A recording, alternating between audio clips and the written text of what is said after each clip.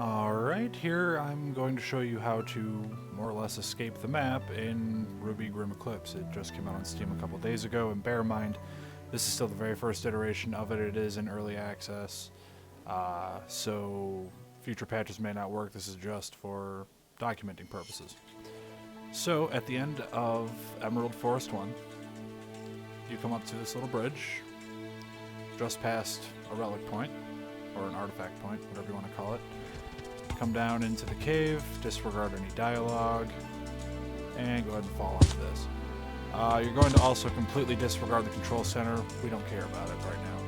Follow this right wall, and come into this entrance, and you have a choice. You can either go for this artifact back here, or you can say screw it and come up to this. It's a giant doorway blocked off by rocks, but if you go to the wall just left of it, and pretend you're playing Skyrim,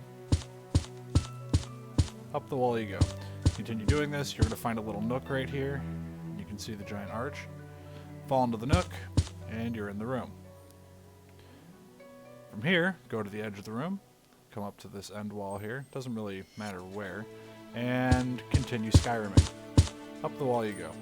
Here's a little artifact that actually should be spawning earlier on in the map, but for whatever reason is spawning here. And you can either move towards here and get a good view of this mountain, some trees, some other things. And do bear in mind, it is going to look rather silly for those of you who haven't gone outside of a map before. This is due to the way textures work, it's due to collisions not being set correctly and what have you. What this basically just all it lets you do is it lets you roam around outside of the boundaries that Rooster Teeth put in place. Which, you know, has its own fun involved. But there's not really a whole lot to do except explore, although it is a little interesting because there are paths. So either this portion of the map will be included at some point in another campaign. Oh look, an invisible wall. Or it's going to be, it's just something that was scrapped in development. Either way, this is the first instance that, and honestly the most popular right now, way of getting outside of the map, and there you have it. Enjoy!